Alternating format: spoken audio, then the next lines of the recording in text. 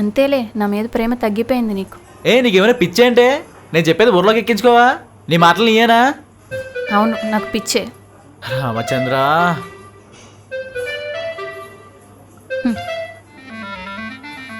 మళ్ళీ ఏమైంది దీనికి? ఎప్పుడు నన్ను అడిగి ఆర్డర్ చేసేవాడివి, ఇప్పుడు నువ్వు ఒక్కడవే చేసుకుంటున్నావు. ఇది నీకు కాదు.